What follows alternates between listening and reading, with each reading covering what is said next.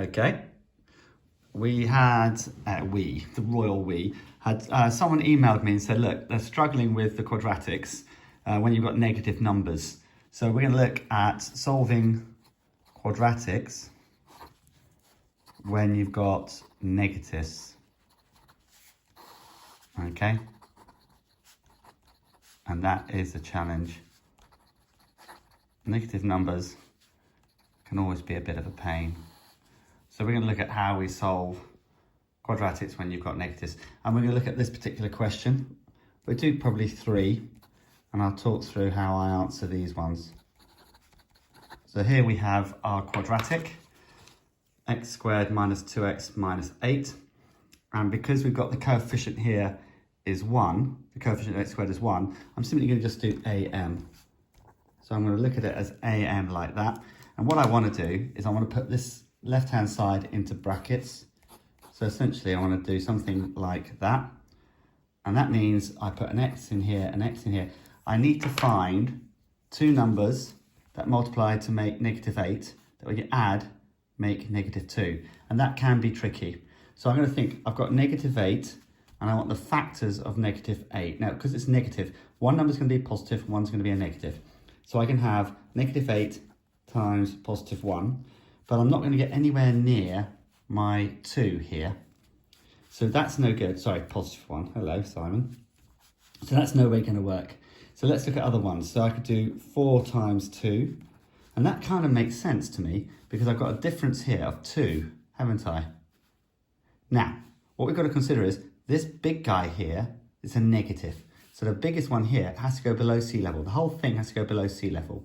Okay, so if I make that the negative and then add like that, what you can see here is that minus 4 plus the positive 2 means I end up with negative 2. And that's key to what I want. So I need the negative 2 here because that's my negative 2 there. And I've already got my, if I multiply this, I've already got that as negative 8, and that's what I want there. So therefore, these are my two values I need to use. So I put it as negative 4, positive 2.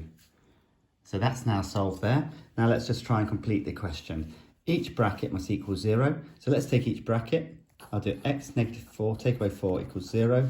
Get rid of the brackets, not needed anymore. What's attached to x negative 4? So what I'm going to do, the same language I use for all of these ones. What's attached, what's the opposite? So I want to do the opposite of take away 4, which is add 4 to both sides. Remember, it's a balance. So I add 4 to both sides, means that x is 4. Okay, now let's look at this other one here. We've got x plus 2.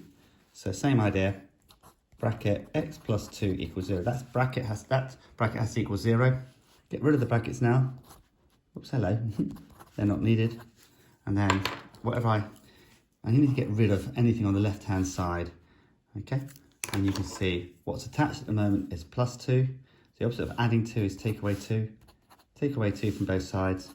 I'm left with x is negative 2. So my answers are x is 4 or negative 2. Okay. Oh, negative 2. Now let's look at another question. Let's just turn this sheet over and quickly go through another one. Okay, this one was x squared plus 10x minus 24 equals 0. So same idea, am, because the coefficient of x squared is 1, put a and m like that. And I need to think of two numbers that multiply to make negative 24, that when I add, make plus 10. Notice it's a positive 10 this time. So two numbers that make negative 24. I can go for 1 and 24, I know that's not right. But I then go for, now this is really interesting, 2 and 12, okay? Now, I need to be here, the biggest number is going to be the positive one, so make that positive, that negative. If I add times those together and add them, if I add them together, I do get plus 10. Now, why this is interesting is because I had also thought to myself, what about 6 and 4? Because they also make 24, and you can see a 10 there. But actually, because it's negative, one of these will have to be negative, okay? And because that's a plus 10, it'll be the smallest one is negative, and that would be positive. And there's no way here I can get 10. So this was interesting because you could see a 10 here, you could see a 10 here, but because of the minus elements, that this becomes defunct. I can't use it anymore. So these ones are my two answers. And sometimes that can trick people. People can get stuck with that idea. So brackets equals 0.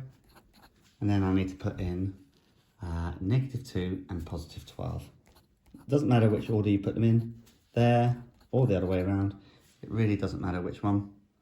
So then I can see, what do I add to -2 to make that 0? 2. What do I add to 12 to make 0? -12.